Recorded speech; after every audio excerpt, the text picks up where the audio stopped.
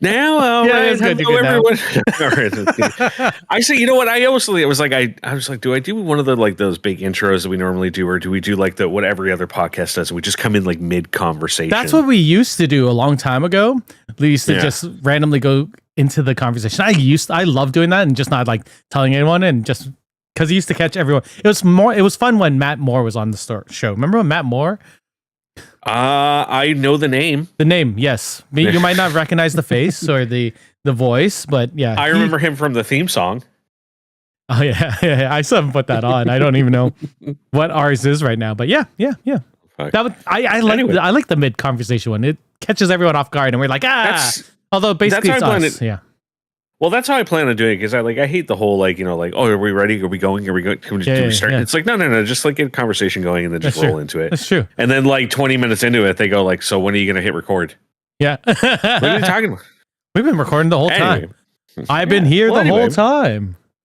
Oh fuck! I'm so hooked on that shit. It's so good. It's my most used streaming service. It is the only YouTube account that I have a subscription to, and now is Dropout. Oh, you subscribe to the YouTube? I subscribe to their streaming app. No, I subscribe to the YouTube, and then I've been like going through the catalog and watching all the old stuff. Like I'm loving all of watching all of the I just watched the Bachelor episode of Game Changers. Nice. Yeah, it's good. Which was fantastic. I watched both the Survivor ones. Okay, I was going to ask if Survivor was before that or not. I couldn't remember. There was one before it, and then they did the Battle Royale one after it. Yep. You think this backdrop is it is. I love it. It's so good. I don't know if you've watched Dirty Laundry, but they had some of it.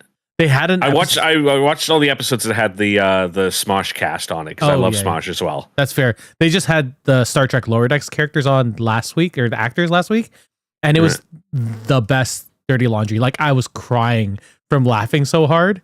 It was so good. So good. I'm slowly going through all of their catalog of stuff, because I know that they've got so much crap that I haven't seen yet, and I'm looking forward to it, and I'm going back and slowly picking through it. Like I avoided for a while because I didn't know what the hell it was, and it was just like, let me watch everything else first, and then I'll check it out. And then as soon as I watch one episode, I binged almost all of them. Are you on the Iffy seasons yet? No, I haven't got to the Iffy seasons yet. He's good. Mm-hmm. He's good. But anyway, mid-conversation gone. Well, welcome in. Yeah, welcome in, everybody. This is Geeks with Kids, our bi-weekly podcast. Do we still call it that? Because we kind of just get on whenever we have something to talk about at this point. Yeah, we do it sure. But anyway, today we're doing our...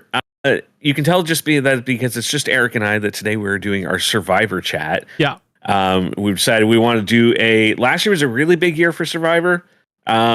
Both like the US, international, and for me personally. So we want to dive into that, and as well as I want to dive into the upcoming stuff that's coming this year, which is also going to be a lot of really cool shit coming this year in the Survivor world. So I figured we'd jump in and just start chatting a little bit about that. I just got you into the Australian version. Literally, yeah, like a couple weeks ago. And literally we were watching an episode. Like we started late today because we were trying to finish up an episode. I was like, I just got to Tribal on the 5th episode. It's the first time I'm watching the 3rd season of Australia. And who's the host? What's the host name? I keep on thinking Jonathan LaPaglia. Jonathan was like, well, it's not just it's only one immunity. There's 2 teams going to Tribal tonight. So I was like, fuck. We have to watch Tribal before we get on tonight, because it was really early in the season. I was like, oh, that's weird that they're doing something so radical, like bringing 2 teams to to vote someone off. But then they didn't vote someone off. They voted someone to trade to the other side, which was so cool. Like I said, get used to it. They love their twists in Australian Survivor. Yes, I can't wait to talk about it. There's some seasons where it gets to a point where it's just like, I'm not going to go too much into that, but there's some seasons where it's kind of like, all right, guys, stop. There's too many twists this season. You got to even the fans said that. So like the first 5 seasons of it were all done by one showrunner, and then they got fired. They brought in another showrunner who did the next 2 seasons, and those are the ones where it was like, okay, slow down the twists. Like enough is enough. And then they got rid of them, and then they've had a new showrunner for the past 2 seasons plus the 2 coming up. And they have been, I mean, I'll discuss one of them a little bit tonight, but they have been not just the best Australian Survivor seasons, but possibly 2 of the best seasons of Survivor in general. Oh, cool. Like, holy shit. They really upped their game. How many seasons are they for Australia? So this is okay. 5, 6, 7, 8. They're going into season 10. Technically season 12, because there was 2 seasons of Australian Survivor back in the early 2000s, but you can disregard those because they're both giant pieces of shit. Okay, fair enough. One of them was a celebrity edition where they decided to have a twist where they brought back 2 players when it got to the final 3, and it was like, what? That's like, hey, congratulations on making the final 3, but guess what? We're going to bring back 2 people, and now it's the final 5. I don't like it. And we're going to give both of them immunity. What? Okay, no, I don't like that. It was bad. It was really, really bad. No. But anyway, like, well, let's start off with what we know, because you and I both watched the U.S. Survivor season 40 several, as it's known amongst the community. Is it? Well, so there's the joke because on season 46 you had the first guy that got voted off, Jelinski, who made the comment about how he thought several meant 7. Yes, he did. So it has become, in the Survivor community now, it has become this massive inside joke that anytime you say 7, you say several. I totally forgot about that. Yeah.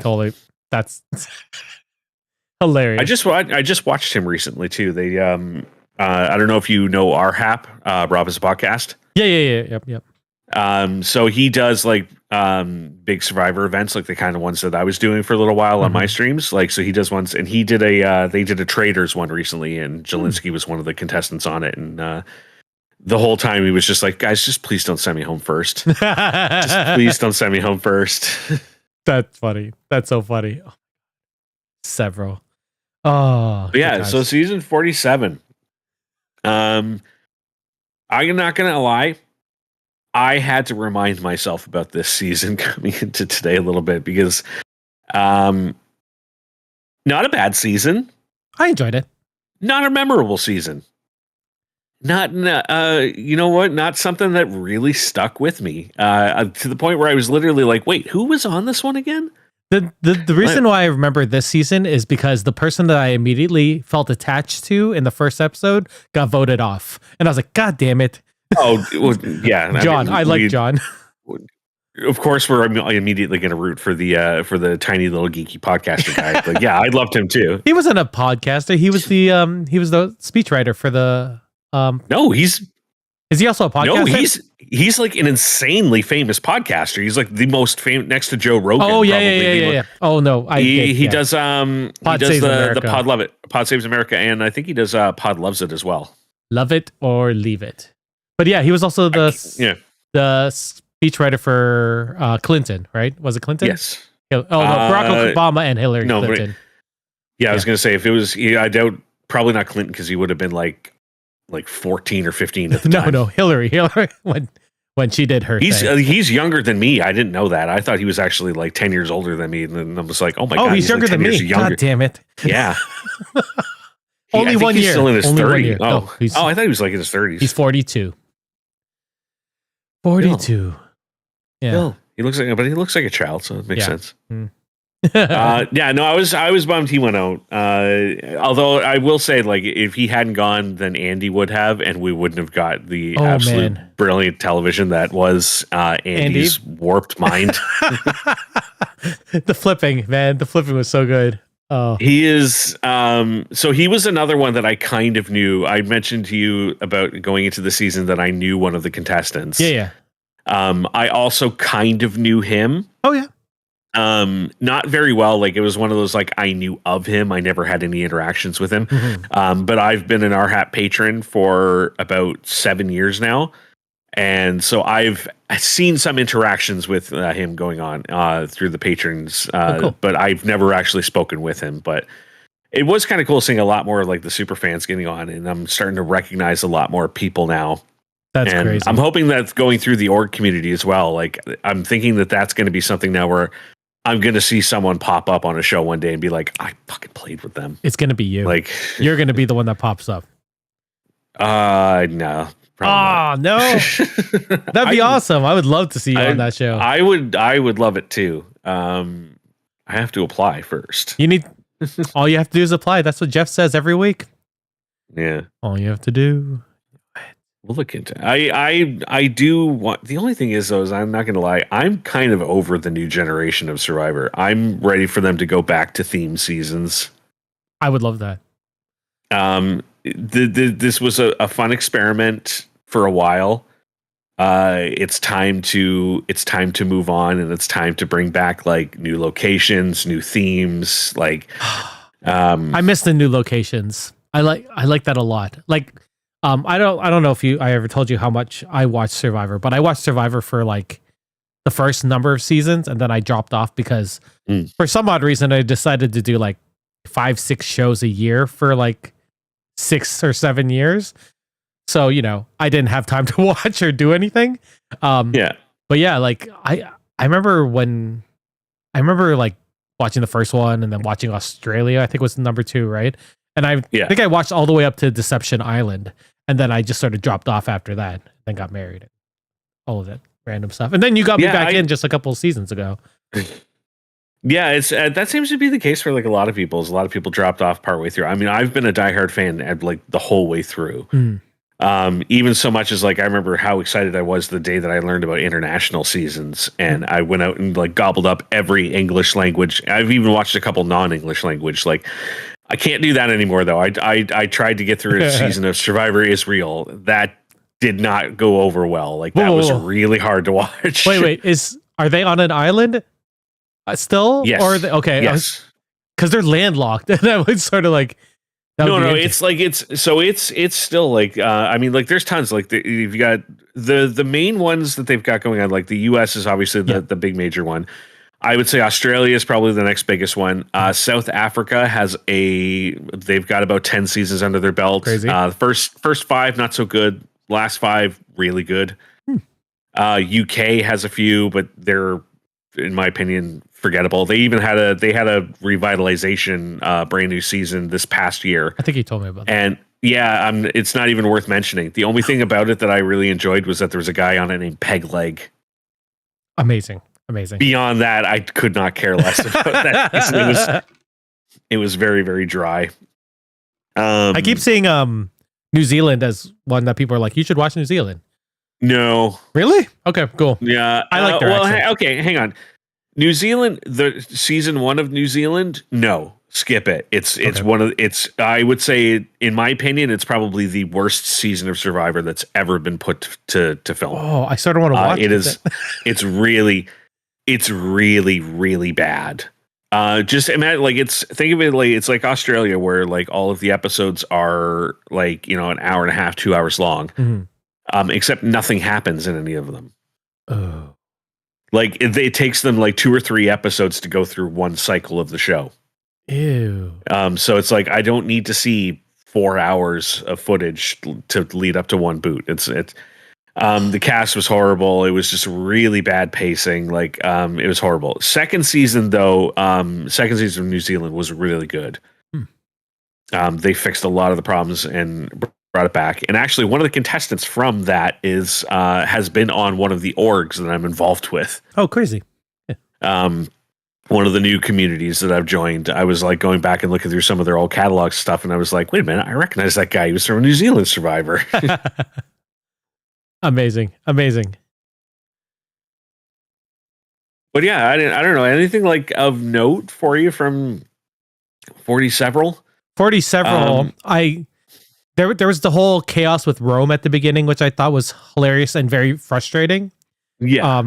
And then as we said earlier about Andy, I forgot about Rome actually. Yeah, because he sort of like I remember hearing like I don't know, I think on Reddit or something that he was like bad mouthing like the production or something, or he was ruining something from behind the scenes. I don't know. Oh, I remember something about that. I think it was just he was a little bitter about getting the kind of buffoon edit. So Oh, Anytime you get someone who does that, like where they kind of get the buffoonery at it, they all of a sudden want to like backtalk the show and everything.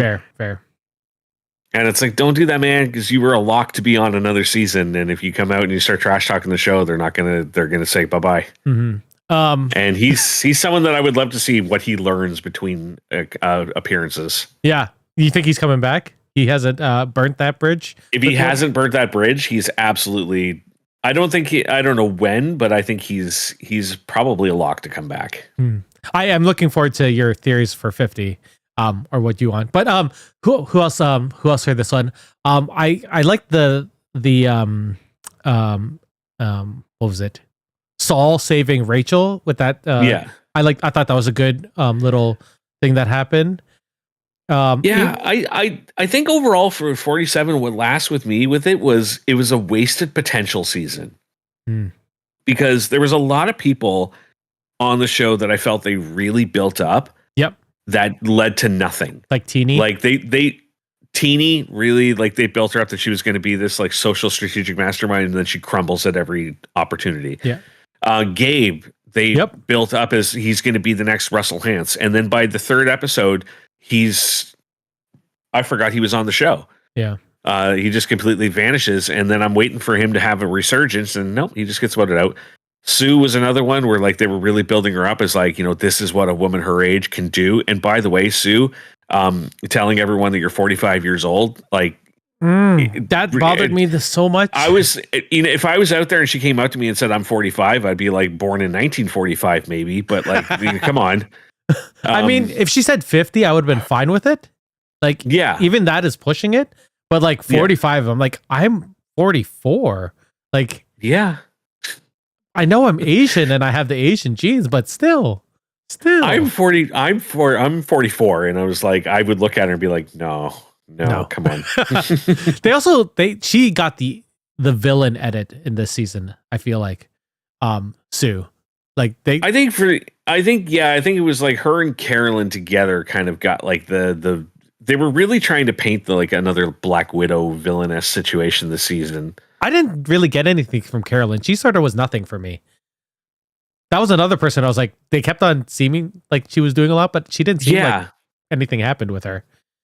No, and that's why, like, I remember one of the episode where she got booted. I was like, okay, the way that they're talking about her right now is this is the episode where she's going to make a big move and become the front runner to win the game by taking Rachel out, or this is the episode where she goes out. And it's like, it's pretty clear. Mm-hmm.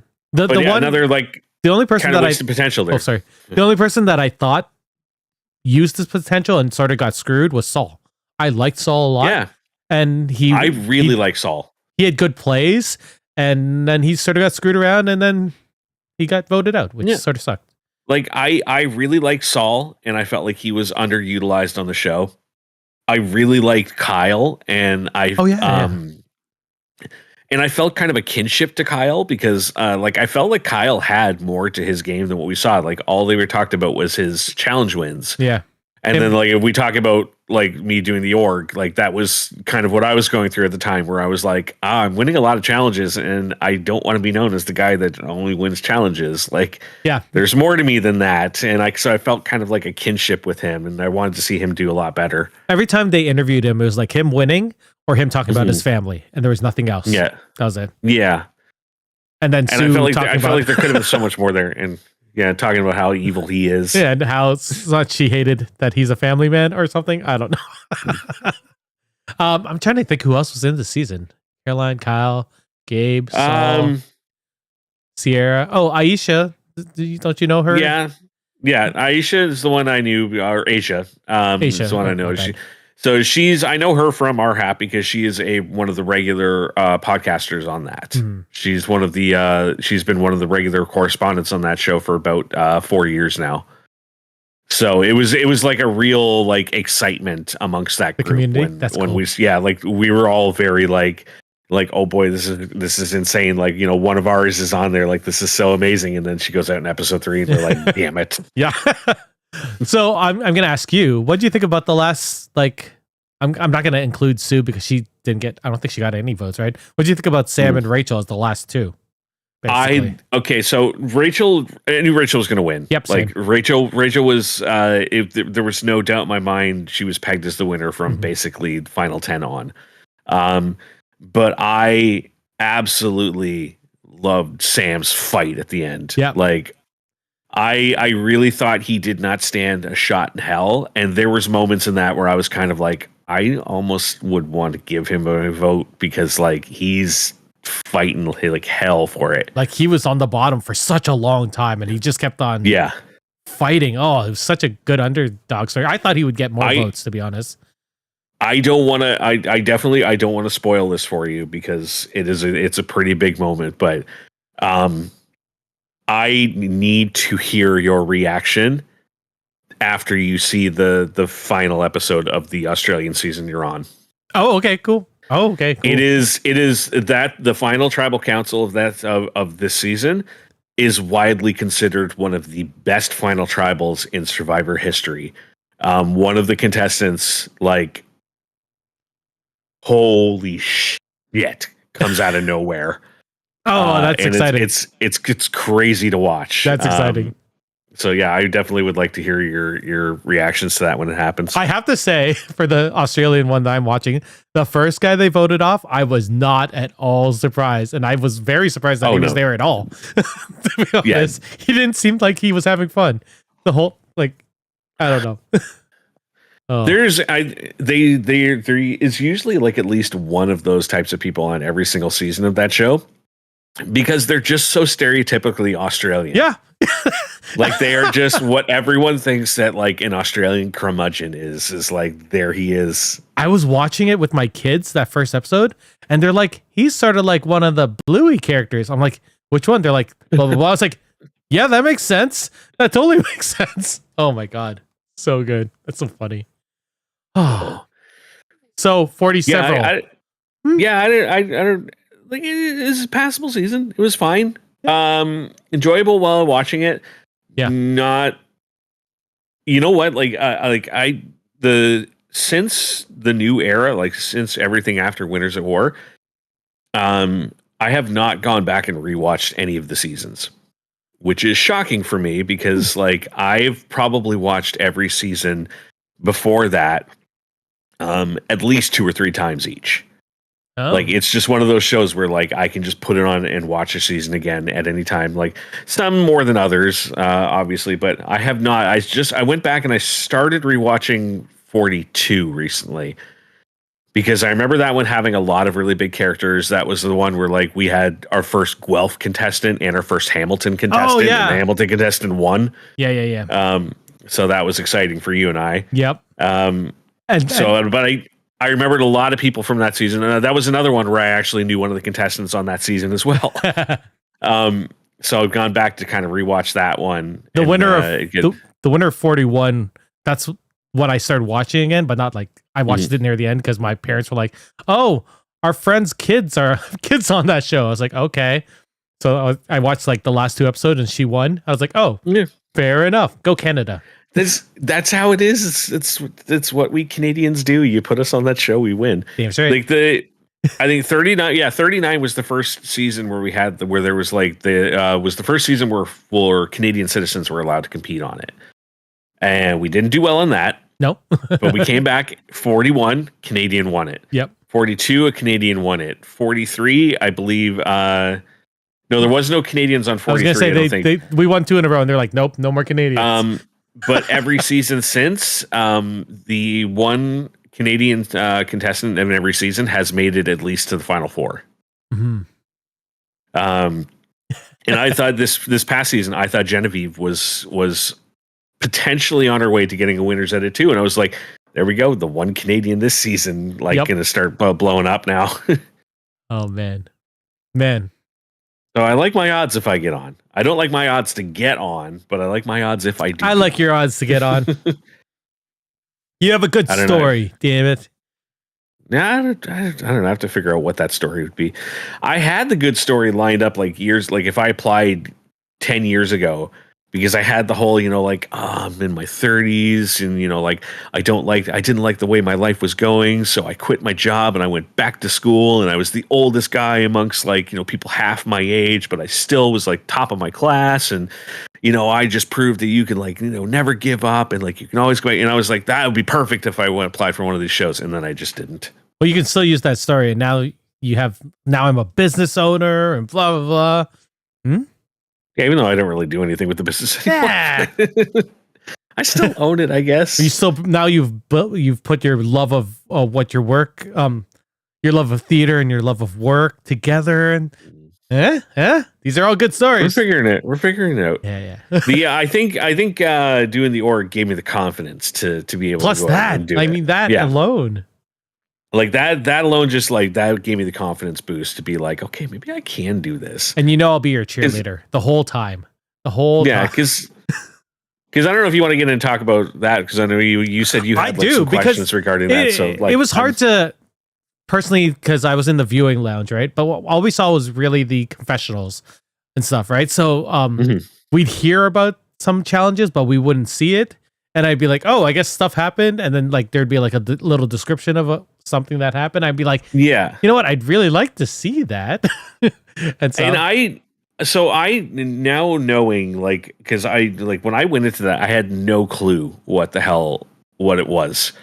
I had never followed one before. I had done one org, like, but this was like back in 2002.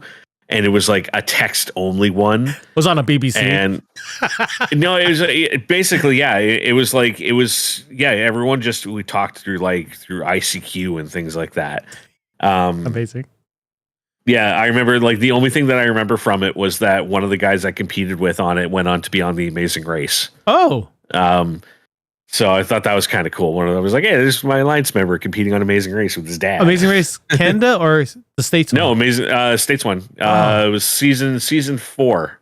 Oh, wow. Really early. Holy shit. Yeah, really, really early. This was like back in 2001, 2002. Like, wow. Cool. But yeah, so I didn't know going into this, like, I had no basis of, like, I don't know what they show. Like, my thought was, I thought you guys got to see a lot more than you did. Because every time we had anytime you wanted to have any kind of like conversations in the game, like if you wanted to do a text, like a group chat, you had to include one of the producers in the chat so that they could monitor everything. If you wanted to do a voice call, or you wanted to do like a video call, you had to make sure that one of them was available to be in the call with you to monitor. So my thoughts the whole time was like, oh, are they like recording all this and then they're going to like edit into like actual episodes and stuff like that to put on? So that was where I thought it was. I didn't, if I had known like what it actually was, I would have been a lot more descriptive about things in my confessionals for people watching.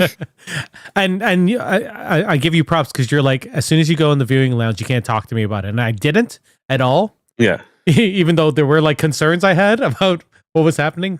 Trust me, I had to have a frank conversation with my mod Taffy in regards to that, because she was just like, every time I talked to her, the entire time I was on it, it was just her sitting there going, can I tell you something? Can I tell you? No, don't tell me anything. It's like, but what if I just, no, shut up. It's like, yeah, but if I just if you tell me anything, I'm going to have them ban you. I'm like, I respect the integrity of the game. I don't want to know anything. And then when I got voted out and went to Edge, she was like, well, you're out of the game. Can I tell you now? I said, I'm not out of the game. I'm not out of the game. I have a chance to get back in. Oh, I love Taffy. She was so, and it did not come from like a mean place or like wanting to she didn't like want me to cheat or anything. It just literally came from she was so concerned for me. Oh. And I know now, like, now that I've gone back and I've had access to go back into the viewers lounge and see all the confessionals, and I've talked to people in the game and to find out what happened. Like, I know why. Like, because she knew I was getting blindsided that night, and she like so desperately wanted to tell me, and I was just like, don't say anything. Like, I don't want to know. I remember seeing that too, and I was like, oh, poor guy. But But yeah, it was a cool experience. There are a few. I was not one of the vocal people in the chat, obviously, because I just like watching and sort of absorbing stuff. But it was neat seeing people being like, "Yeah, go," blah blah, blah, and you could see where people's alliances were going. And every time there was a poll, I was like, "Just click Brent, press submit, click Brent, submit." But yeah, it was neat. It was so bizarre.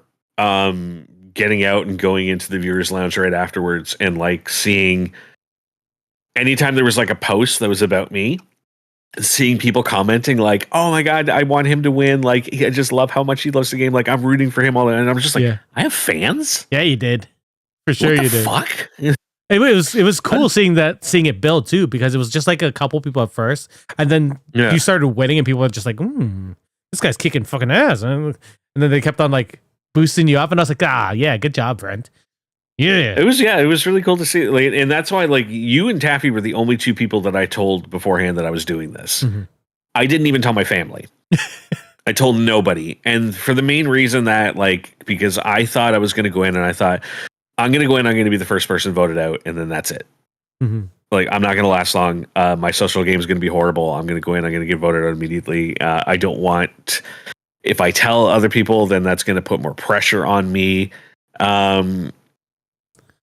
Is that who I think? Yeah. Kay Jarvis. So that is hi Kelsey. that is my ride or die. Who unfortunately had to die so I could ride at the end. Takes a slow sip right after saying that. Sorry, she already won. She's already won one of these. Yeah. And we had that. God bless Kelsey. So I really was actually like. So from Final 8 on, I knew I had to go to the end with whoever came back from Edge. I knew that. I knew there was no way I was winning if I didn't. Because there was I don't know how much you really see. Like, I haven't watched all of the confessionals and stuff from everybody, but there was a real anti-me sentiment going on in that game. People were not happy with me. They were not happy that I was voted out and came back. They were not happy that I was winning all those challenges because they felt like I was getting a free ride. There was no love for me. So I was like, the only way that I'm winning in the end is if I go against somebody else who's been voted out that people don't like. Mm-hmm. So I was like, okay, whoever comes back, I have to go with them. Did you know you were going to, like, after you got voted, did you know you were going to this Edge area? No? Okay. I had no idea. Sorry, I'm still getting over a cold. So Me too. That's why I keep on muting. Nasal passage. Yeah, my nasal passage keeps getting stuffed up. No idea. I didn't know until I got voted out. It wasn't. It was actually like. Here was the funny thing: was like I got voted out, and then as soon as I got voted out, I immediately messaged. Sorry if this might get me in trouble. Sorry, but I did message one of the players who was still in the game, which I'm not supposed to do, and I just messaged them really quickly, just saying like, I wish you good luck. I hope you win.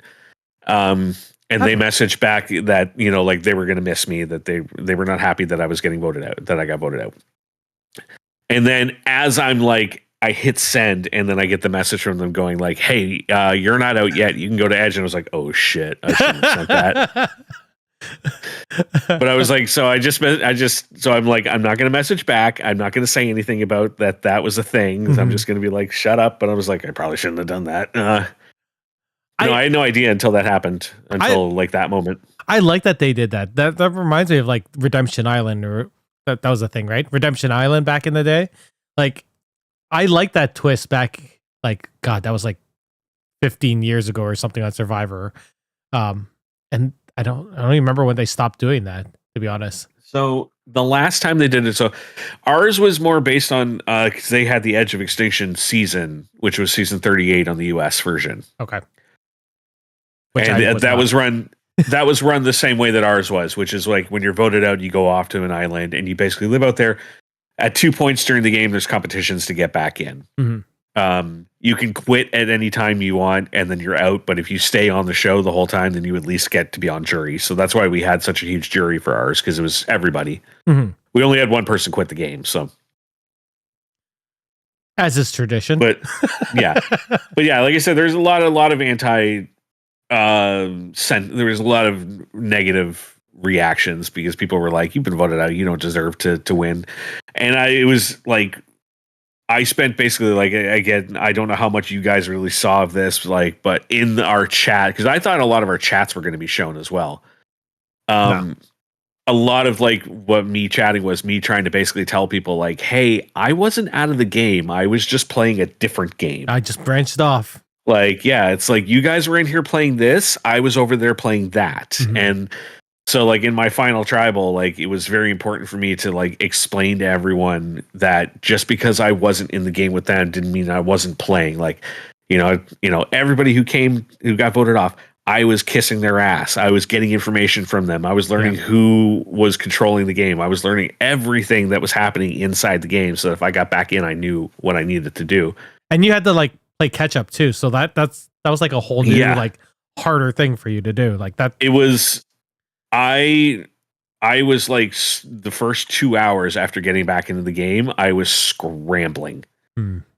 Because the only people that were really like talking to me were the people that all basically betrayed me the first time I was in the game. And I was just like, and all the people that I was trying to get in with were not talking to me at all. Like they weren't talking game with me at all. And it was just like, oh shit, this isn't good. For the, I don't even remember because I'm trying to think of back in the viewing lounge, but did you guys do a post show where you guys all sat down and talked to each other? Like the whole cast? No. Okay. No, we did a like an hour-long post-show interview with just me and one of the producers. Yeah, you did tell me that had happened. Yeah. But no, we never did. We kind of had a little post-show wrap-up in our own chat. Like we had our own game chat, and that's where we did like all of the awards for the season and whatnot. And they kind of like let us know, like, they kind of let us know that like if they're doing an all-star season, who's expecting a call for it. Nice. So let the pre-gaming begin. Yeah. Cool. Yeah, well, I look forward to seeing more. I hope us in the viewing lounge get to see more the next time it comes around. I did pass that message along to them. I did say, so the response that I got back was basically they said they normally do show more and go more in description about what's happening in the game. But the problem that they had was that they were short one production member this season. Fair. And they also, I don't know if you guys knew, but they introduced a currency to the game. So we had a currency called drachma that we could earn throughout the game, and we could use it to buy advantages in that. And that whole system, plus like the idol hunt system that they had, just basically ate up so much of their time that they were like, we kind of had to sacrifice a little bit of information. Mm-hmm. You know what would help them is if they cut down the intro that they edited. I offered when I saw that, I was like, can I re-edit this for you guys? So long. So long. For sure. I was like, when they were like, I could just send us like a 5-10 second like movement video. And I'm like, what do you mean like movement video? They're like, just like of you just doing whatever. And they're like, it's for the intro. And I was like, oh, so like the cheesy shit. And they're like, yeah. I didn't expect that they were going to use the entire like segment that we sent them in. Mm-hmm. So I was thinking like, oh, I'll send like a 5-10 second segment and they'll cut it down to like 2 or 3 seconds. But no, they just put the whole thing. Like, all right. That's all right. It's all right. You live, you learn. We'll see what happens next time. Yeah. Yeah, no, I'm looking forward to doing another one. I definitely need a break from it. I've actually already been asked to do I've been asked to do 4 different ones now. I'm the belle of the fucking ball, apparently. Damn straight. I hope you wear the yellow dress. I've turned all of them down so far, except there's one I haven't turned down, but it's not for a while yet. So I don't think you've told me about that, but I look forward to hearing from it. I'm definitely like, I've been contacted about one that's going to happen late spring, early summer. And I was like, that's adequate enough time because like, for anyone who hasn't done one of these, like you get what you give for it. So it's really like you can put in as much or as little effort into these as you want. But I tell anyone that if you want to go in and you want to do good in it, you need to put in a lot of effort. And a lot of effort was like literally like it was 24/7. When I wasn't in conversations with people, I was strategizing in my head and going like, okay, when all the Aussies wake up in 3 hours, what am I going to start presenting to all of them? Like, what plans do I have? What can I do? And like, it ate up like my entire existence. Weren't you saying like you had to get up like 4 a.m. to do stuff too? Well, it's because it was all run on Australian time. Yeah. So their tribal councils, which is like, was 8 p.m. for them, was 4 a.m. for me. Oh. Luckily, because of my job, I was already working night shifts and we were in the middle of like a bunch of shows. So I'm up until 5 or 6 in the morning anyway at that point. So it worked out perfect for me. But yeah, I would suggest like, cause I know you're a fan of the show. I don't know if you have the time to do it, but I would suggest for you, like, if you're interested, like just try one and like you literally just put in you don't have to put in a lot of effort. You put in as much effort as you want into it. But I think it's an experience. I think it would be really cool. I feel like having my children be the way they are and living Meg's a midwife. Yeah. So things are already chaos as it is whenever she's just not home for like 4 days. That's what I mean. Like, even if you're not even trying to win it, like just to see, like just to get the experience of it, I think it would be kind of fun for you. Like, even if you're like one of the first few out, because you're just like, I don't have the time for it. But I could be the person that quits. Yeah, there you go.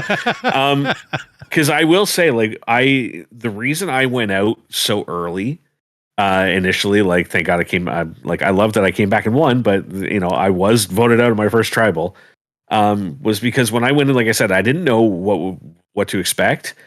So I was like, I don't know. Like, is this one of those like things where everyone's just going to kind of come in and we're all just going to like do silly puzzles and we're all going to be like, let's all be best friends after this. And like, we'll vote this guy out because he has the, like the funniest shirt kind of thing. Or is it going to be like everyone's going to be like gung-ho cutthroat playing like it's the show?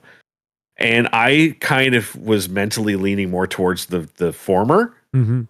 And then when I got voted out, that's when I realized, oh no, it's the latter. Like, holy for sure it was. Holy shit. I was not expecting people to be playing that many levels of the game.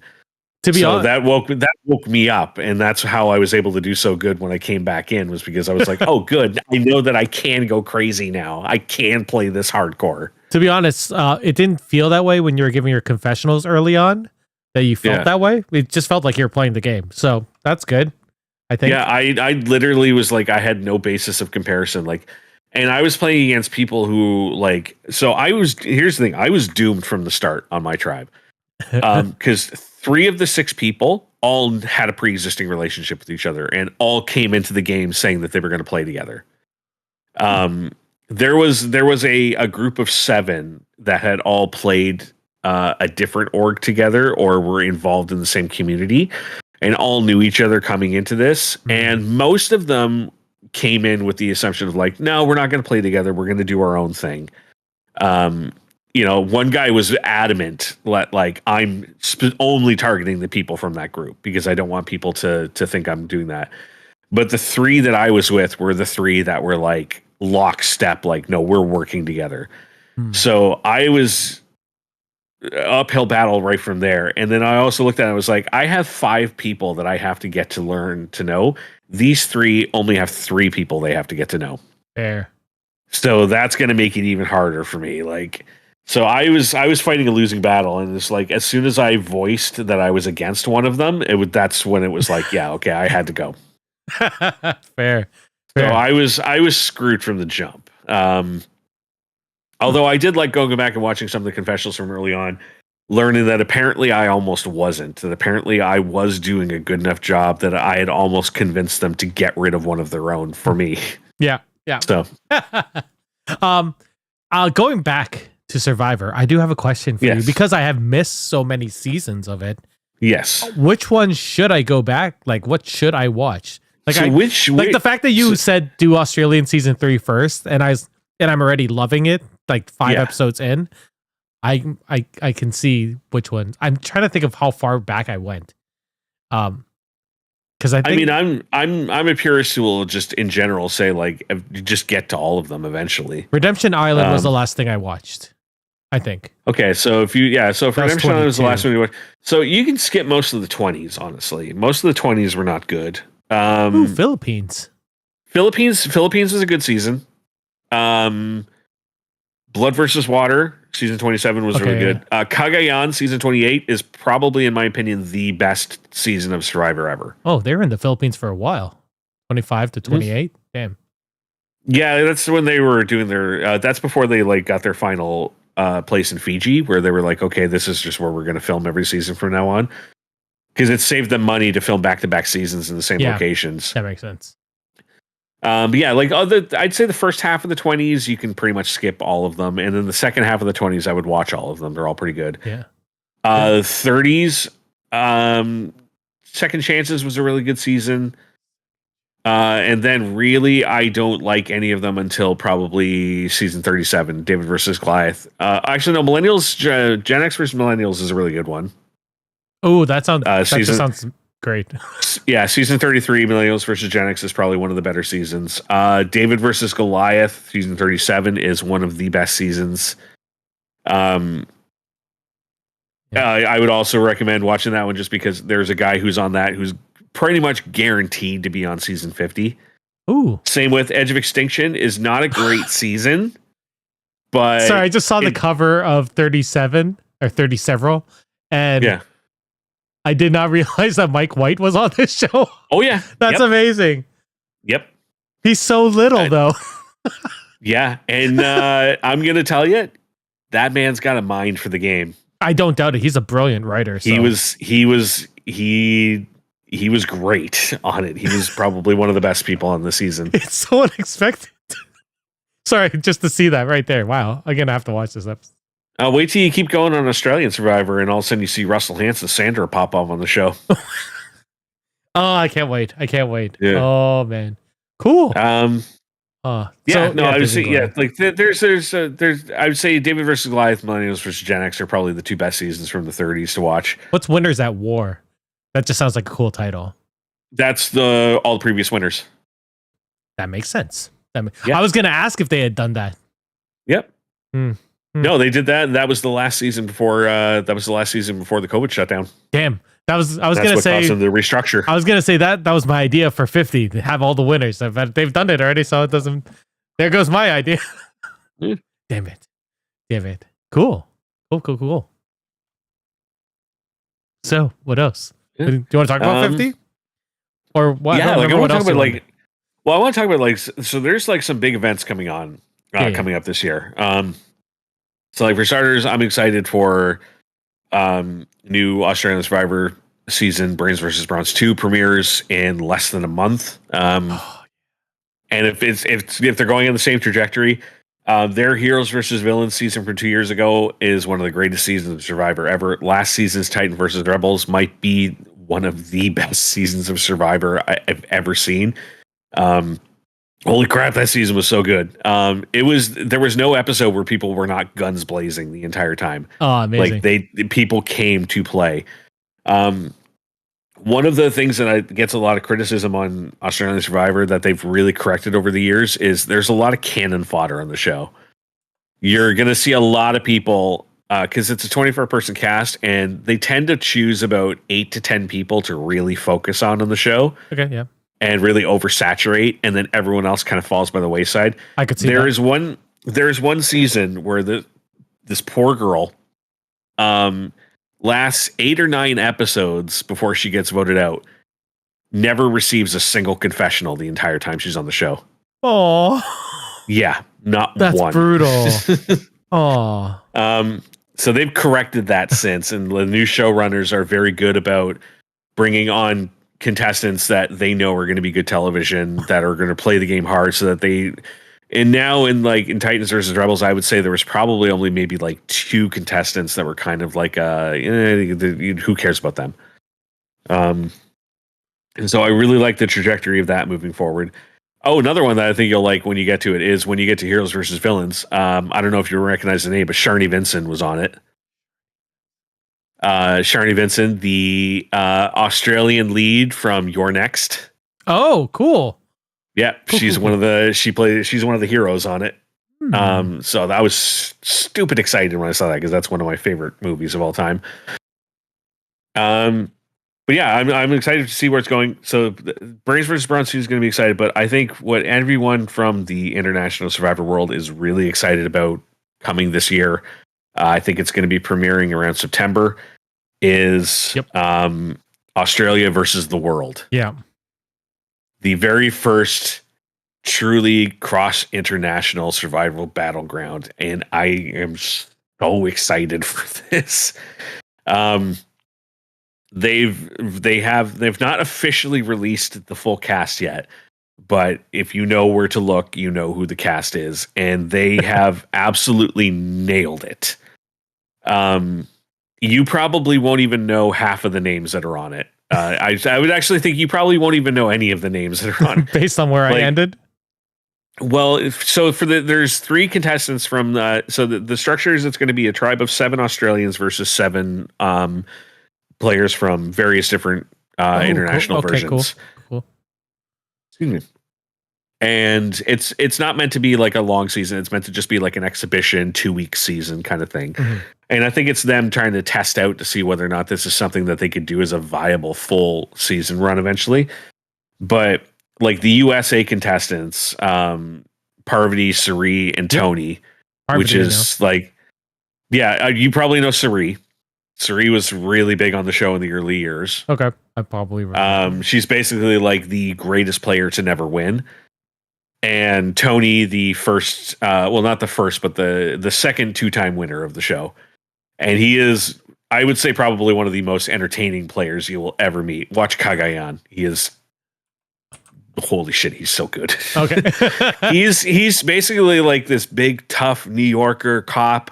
He's got the total accent and everything like that. I recognize. But when he gets out on the island, he's just like a little kid. And I just want to run and play. I want to go find idols, and I want to lie and cheat, and steal, and it's gonna be so much fun. Oh, it's gonna be great. And he just has this like infectious energy about him every time he's on, and like anytime he's on the screen, he is like you can't take your eyes off of him. Amazing. So I'm super excited they picked him. Rob Bentelay from Survivor South Africa, which unless you've watched Survivor South Africa, you have no idea who this guy is, but probably one of the most dominant winners that the game has ever seen. Oh, he is someone that like people who watch that series have been begging to see him come back in some shape or form on something else. So we finally get him on this. Lisa Stanger, who was a winner of New Zealand Survivor, and who's like really big in the communities and that. So cool. It's exciting to see her back. The other 2, I have no idea who they are. One of them is from like Survivor Denmark. Never heard of them. And there's one from Survivor Quebec is going to be on as well. I didn't even realize there was a Quebec Survivor. Yeah, it's not good. Yeah. It's not English speaking and it's not good. I mean, they have Last Comedian Standing. You remember that show? They have a Quebec version. It's also not great. Yeah, I would love to see. I want to see that show. Last One Laughing. Yeah. I would love to see another version of that. I think that the Canadian season of that show was like so good. But who do you get after that? Because they got the powerhouses in that. I mean, Dave Foley, Tom Green, and Colin Mockery all grilled the same. Cheese Come on, sandwiches. Yeah, I can't even think of it. Who would they get? Like, what other Canadian? Like, unless they go like big with like.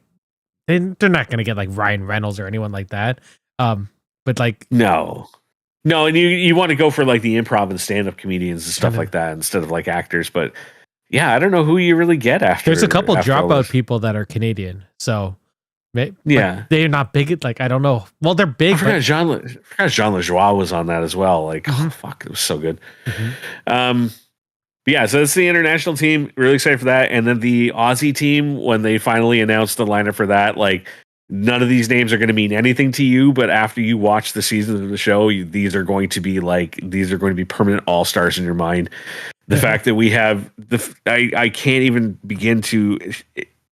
If anyone is in the chat who's an Australian Survivor fan, the fact that we're going to get to see Luke, David, and George all competing together on the same tribe is mind-boggling. You will, yeah, I will get. You will get to King George eventually. King George, good night. Oh my God, he is the greatest. I think he is probably the greatest reality television contestant you will ever meet. Ooh. Because he has just this very insane and eccentric personality, but he is also like an absolute criminal mastermind. He pulls off in one of the seasons, hands down the biggest blindside, the biggest move that this game has ever seen. And he does it in like, not even like I'm going to put this together and it's going to be nice and subtle and no one's going to see it. He does it in the most bombastic way possible. Like he literally, when he's doing his vote, he's like, I'm about to blow shit up. And he delivers. He's fantastic. That's amazing. Luke was one of the biggest. You'll meet Luke soon. Luke's on the next season of Australian Survivor, and he's probably one of the most charismatic people you'll ever seen. Like he's kind of like a Tony. Like he's a very excited to be out there and playing, and like he loves it, and everyone loves him. And then David is quite possibly the greatest reality television contestant that has ever existed. Like he is one of the most intelligent, strategic, and charismatic people you've ever met. He's like a male model who knows that people like certain things about him, and he loves to play that up with people, and he's like just oozes charm. I don't know if you've ever watched the Deal or No Deal Island. No.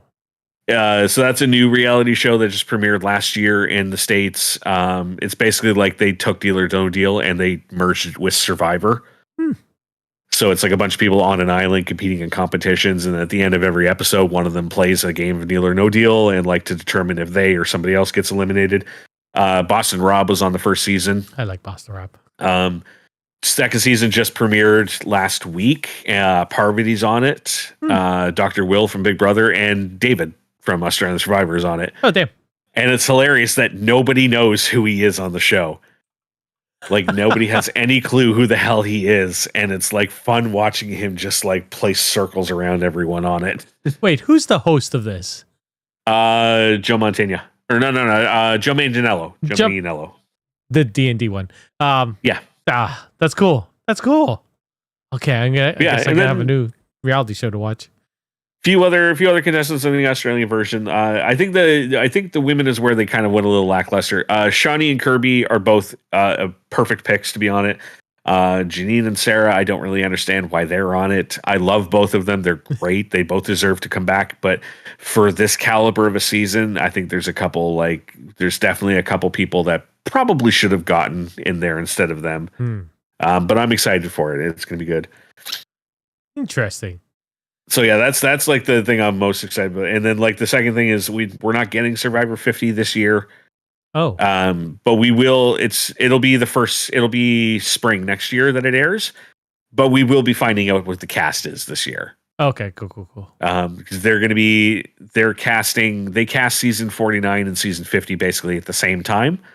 And again, if you know where to look online, you can find the cast list. 50's already out, like leaked. Oh no, they haven't even cast it yet. They won't be casting it for a couple months. But once they actually leave to film, for sure it'll be online. Yeah, for sure. Those leak pretty fast, generally. Yeah. Are there any people? I know we'll probably talk about it, but who do you think? I would be guessing from the early ones. So.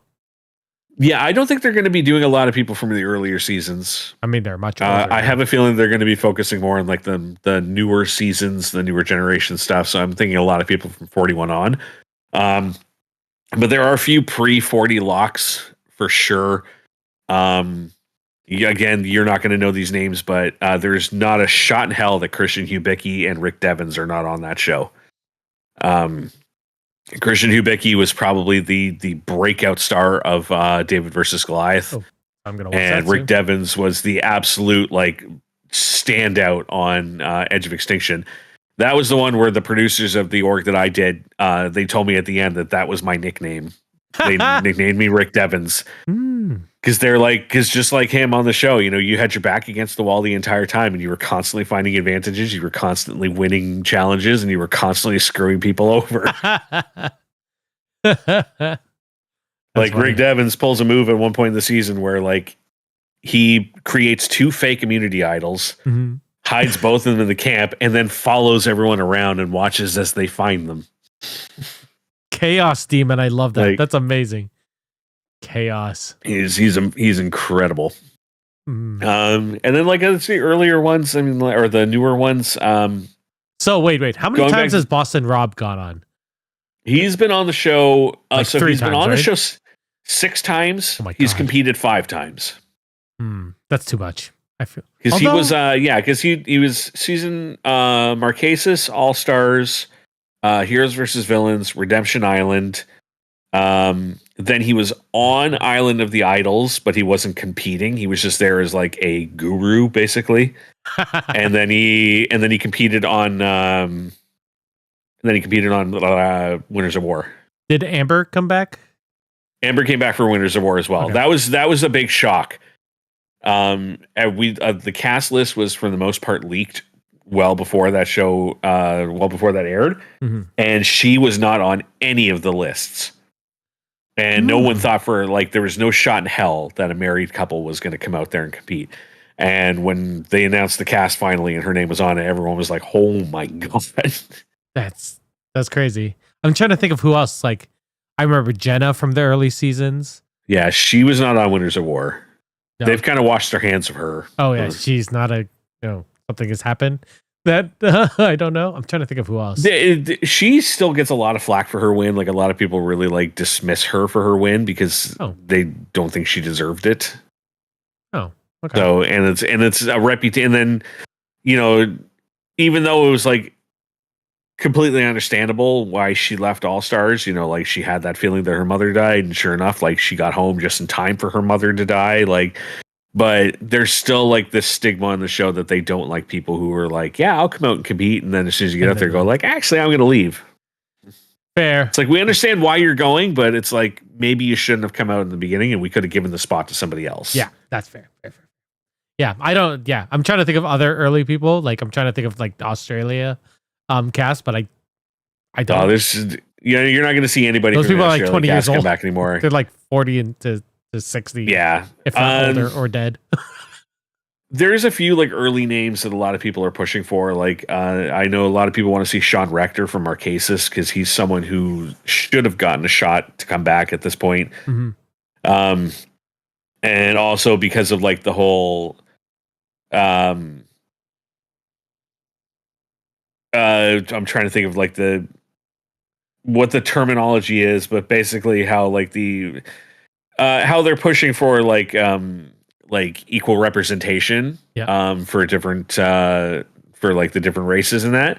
And he's been a big advocate for that. So there's like he's been leading a lot of like the charges that basically he's considered one of the people that is responsible for the diversity mandate that the show has now. Oh, cool. So there's always been, so a lot of people have been really pushing that, like, like he's always said that he would never come back and do the show until they had more equal representation. And now that they have, now that people are like, okay, it's time to reach out to him finally. Like, since we were just talking about 47, who from 47 who do you think would come back? Would they? I think they would put Andy. I think they would put Andy on. I could see that. He had a good story this season. I don't think we're going to be seeing any winners, which I'm hoping is the case.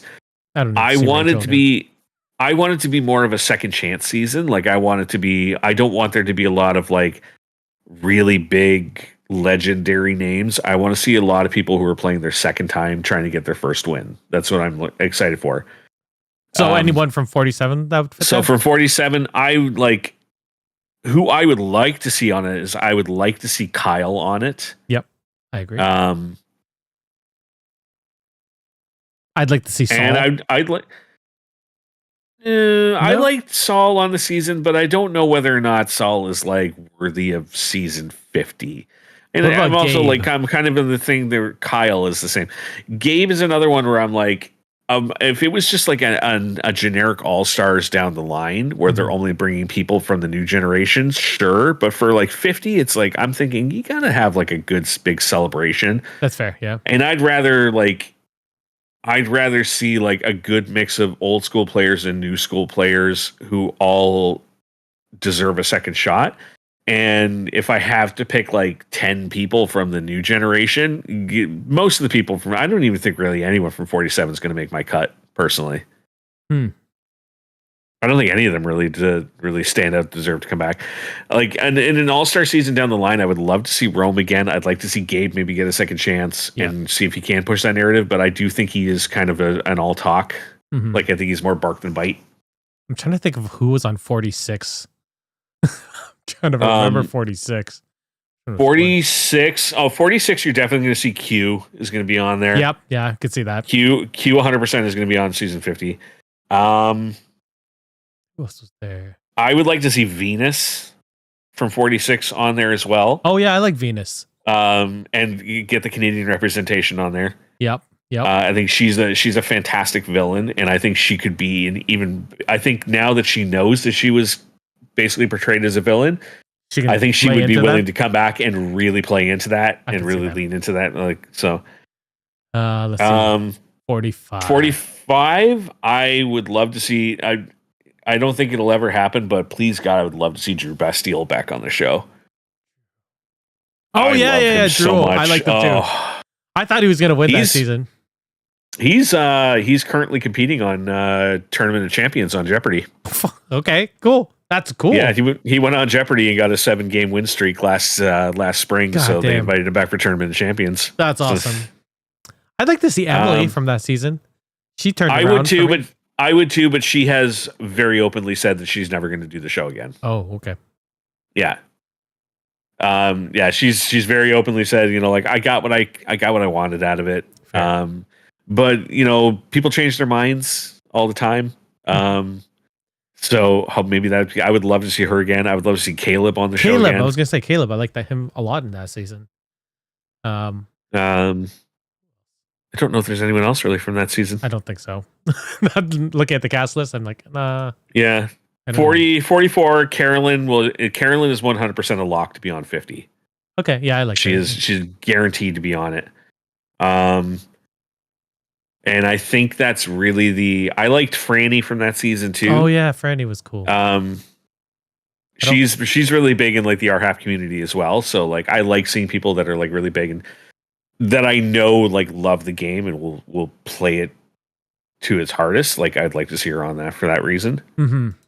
I don't remember anyone else on this list.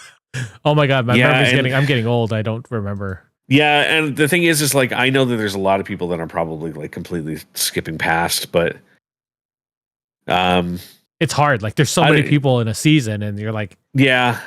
And it's also like I don't like I would love to make the cast the way that like who I want to be on it, but my mind also sits there and goes, no, I got to factor in who would they put on. Would they put this person on or not, or would this person say yes if asked? Like, yeah.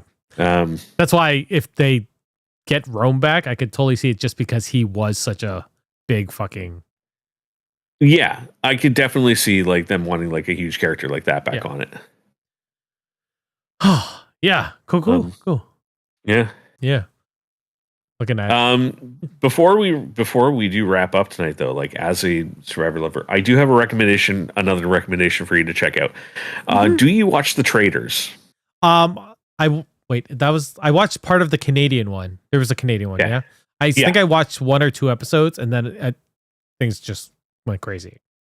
I'm gonna have to highly recommend. So they're currently airing season 3 of the US version. Okay. Like right now they're doing the 3rd season of the UK one and the 3rd season of the US.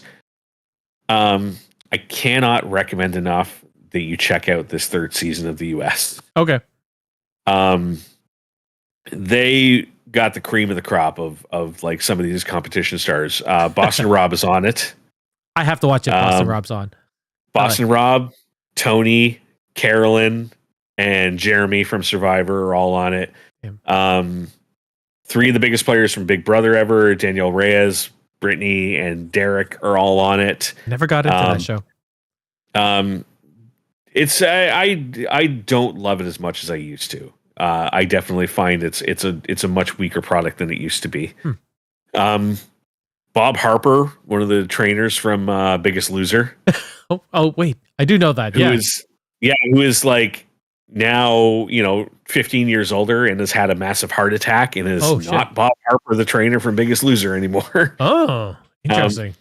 But what is it? I think my favorite contestant though is like I think maybe they were just filling out the last one, but Dylan Efron, Zac Efron's brother. Oh, but he's incredible on it. Like that kid is like, I'm like, I don't know why they put him on, and then all of a sudden, like he is a super sleuth genius, and I was like, oh, that's why. But yeah, especially, but like for anything else, like if you're a fan of Boston Rob. He is in peak performance in this season. Nice. I do. I very much enjoy Boston Rob. Yeah, he is back to how the Boston Rob he was when he first started on reality television. In this. Has he changed? Oh, cool. Because I only saw him. He's gotten older since Redemption Island. He's older. He's a little slower. He's less Boston Robbie. Yeah. Oh, interesting. I'm looking up Dylan Efron now out of the randomness of what you just said, and he's literally done like nothing. Yeah, he's done crew stuff like I love too that like there is shade being thrown at his brother in the show too. Like in the last episode, they had like the round table where they all get to like hurl accusations at each other and everything, and then he jumps up and he goes like, I think this person is a traitor because this person is an actor in their profession and they're a really good actor. And I think that really good actors would be able to pull off the role of traitor in the show. And I think that he is a phenomenal actor and he's definitely capable of pulling it off. Trust me, I know what it's like to live with actors. And then that guy just pipes up and goes, yeah, not good ones. And the rest of the table is all just like, dude, what the fuck? Wow. Like, why would you say that? Burn, damn. Now I want to see it. That was the last season of Traders? It's the current one that's currently airing. They've got 4 episodes of the current season out so far. It's on Peacock every Thursday night. Oh, Peacock, one of the random streaming services we have. Yeah. I think it's on Crave here. Yeah. I think you get it on Crave. Yeah. I've been watching a lot of Apple TV, so going off of that is gonna be weird. Severance just came back. Severance. We did Severance. Is that it's season 2 that's out right now, right? Season 2 premiered last Friday. I thought they already had 2 seasons out. No, I thought this was season 3 that was airing. Just one season, 9 episodes in the first one, and now the first one. Yeah, I did not like that show. Did you watch it all? No, I watched like the first, I think 2 or 3 episodes of season 1, and I was so bored. You need to get. I was drawn pretty early, but like it got better as it went along. I could see people. I think maybe it's one of those like when a few seasons down the line, maybe I'll go back and give it a shot because I remember that was the same thing with Breaking Bad for me. I hated Breaking Bad when it first aired. First season is bad. Yeah, I kept trying to like it, and I kept going back and watching it at people's insistence, and I hated it. I couldn't stand it. And then it wasn't until I finally was like, all right, you know what? I'll watch the whole first season, and that's it. I'm like, if I'm not into the show by the end of the first season, it's done. It's over. Stop telling me to watch it. And it became my favorite show. I think Severance, like I didn't finish it like when it was on. I stopped halfway through the first season. And then once it came out, I just watched it all because, waiting week to week was hard for that show. But watching it all like a binge was pretty good. Have you watched Silo? No. That's a sci-fi show, but it's quite good. I know you're not super sci-fi, but yeah, I have been hearing good things about it. So that's another one that's like on my maybe to check out. I'm actually currently because I realized not too long ago that I never actually finished The Sopranos. So I've been going back either. I'm rewatching the entire series now. I'm about halfway through season 4. There's only 5 seasons, right? 6. 6? Okay, I can't remember. Yeah, because I never watched. I think I stopped watching. I think I saw the first 5. I never watched the final season. I watched, and I haven't seen the movie. I've never watched the movie. Oh yeah, so I'm gonna watch that afterwards. The new one, right? Yeah, the Many Saints of Newark. Yeah, I haven't seen that either because I didn't finish it. So I was like, yeah, there might be something I don't. I know I watched the last episode with my housemates way back in the day. But there was so much that had happened since then. I was just like, okay, I guess cool. Don't stop believing. Yeah, I'm kind of firing through that, and I started watching Man on the Inside as well, and I'm loving that so far. Oh yeah, that was like one of my favorite. Yeah, those of last year. I'm really loving that so far. They got renewed for season 2. I love that it's because I didn't know what to expect watching it, and then the last episode I watched, I think I don't know if it was up 2 or 3, but where it just ends with like the glove coming across the screen and stealing something, and I was just like, oh, we're actually going to get like a mystery element to the show too. Like that's cool. Yeah. It's very it's a cute. Oh, it's such a cute show. I'm trying to think of what else I'm watching right now, but I've literally been watching Severance. I have not. The one that I killed myself that I haven't watched yet that I really need to get onto is oh shit, what's it? The video game one. Mythic Quest. No, the other one the animated one. Each episode is based on a different video game. Next Level. I literally can't think. Next Level. Thank you. I've seen a couple of the episodes. Some of them are good. Some of them are bad. I don't anticipate I'm going to watch the entire season, but I want to watch the episodes based on the game. So like, I want to watch the Mega Man episode. The Mega Man episode is sick. It's sick. I definitely want to see that just because it's Mega Man. The most surprising one was the Concord episode. I've heard everyone saying that, like, well, at least they got that right. It was so good. And I sat there, I was like, God damn it, Concord. Like it had a heist feel, and like it was so cool. It was so cool. Yeah. I like the characters in there. None of those characters are in the game. So apparently those were the game. So apparently the characters that they introduced in this were going to be in the next season of Concord, because they were going to just release characters. But I guess we never got to that. So whoops. Yeah, there it is. But yeah, I'll get to that. I still have. There's a bunch of them I'm still like way behind on. I got to get through Yellow Jackets. Yes. I still have not finished Fallout. You haven't finished Fallout? No, I haven't finished Twisted Metal. I could not get through that series.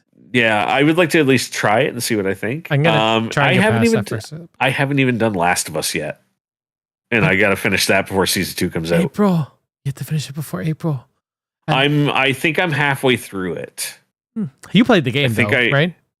Yeah, and that's why I wasn't really that into the series. Was because I'm like, I played the game. I know the story. Like the changes are cool, but yeah, I could see that. Like you've lived it, so yeah, it's hard to like when you take such a 20-hour experience and then boil it down, like.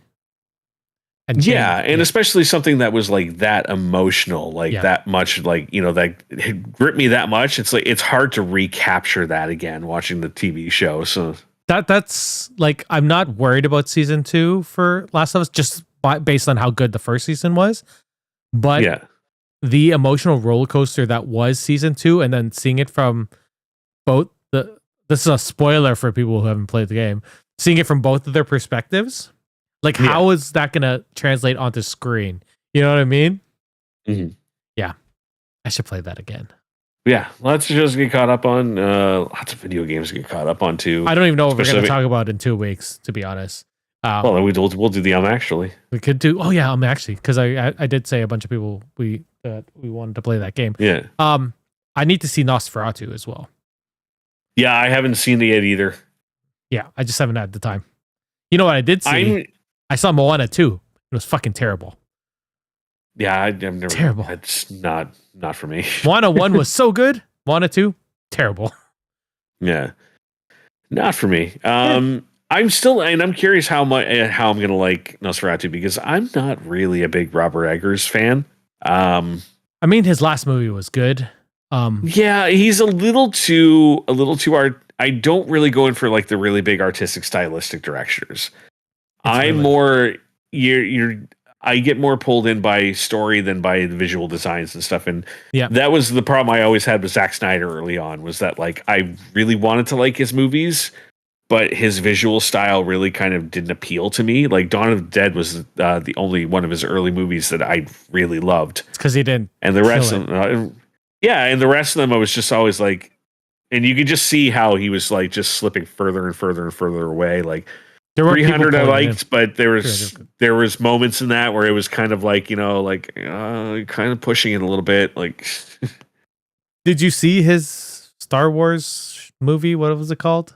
Jupiter something? Was that it? No. Jupiter Ascending?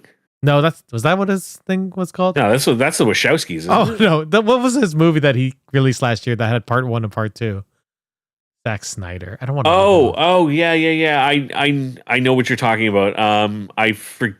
They were both like it was ranked as like one of the worst. Rebel Moon. Of the year. I know that.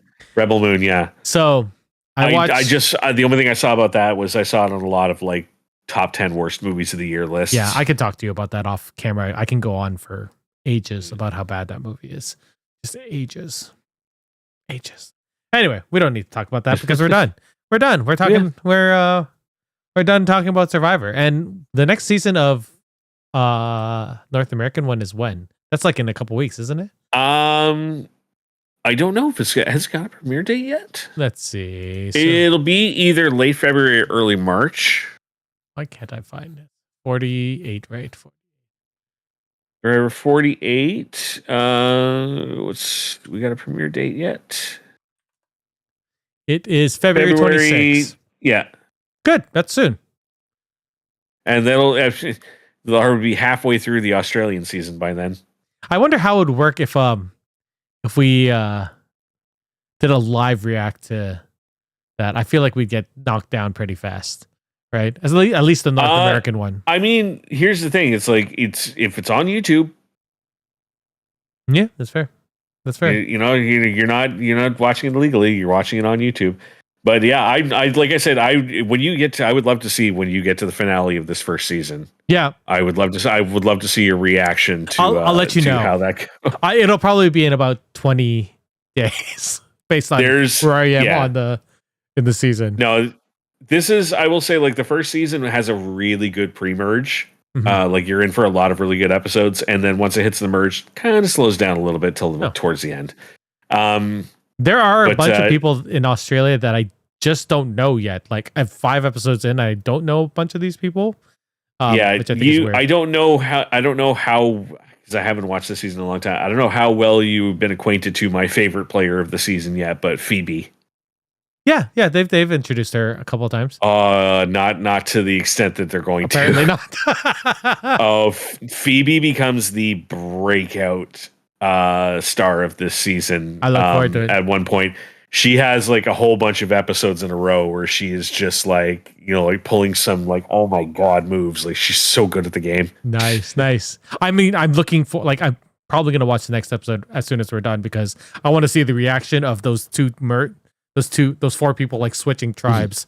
Like that just as soon as we're done, I'm gonna poop because I've been holding it in for about 35 minutes now. Well, then maybe we should stop. We will see everyone. Thank you, Brent, for talking to me about Survivor. It's great. I love talking about these. I can always talk about Survivor. I can't wait to talk about Australia versus the world later this year. So excited for that. We'll be back in a couple weeks talking, maybe playing a game. Maybe we're gonna do things up different. Yeah, we'll figure it out. All right. Play it by ear. All right. Thanks, man, for coming and chatting about Survivor. Thank you out there for listening and watching. We'll see you guys in a couple weeks. Goodbye. Bye-bye. Well, that's it for us this week on Geeks with Kids. If you want to get a hold of us, you can send us an email at podcast@geekswithkids.ca. And don't forget to like us on Facebook at facebook.com/geekswithkids. Follow us on Twitter at geekswithkidscn. Check out our pics on Instagram at geekswithkids. And you can find all of this good stuff on our website at www.geekswithkids.ca. So if you like what you hear, why don't you hit that subscribe button and leave us a comment. This podcast can be found on iTunes, Spotify, Google Play, Stitcher, YouTube, and your favorite podcasting app. Thanks again for listening, and we'll see you next time.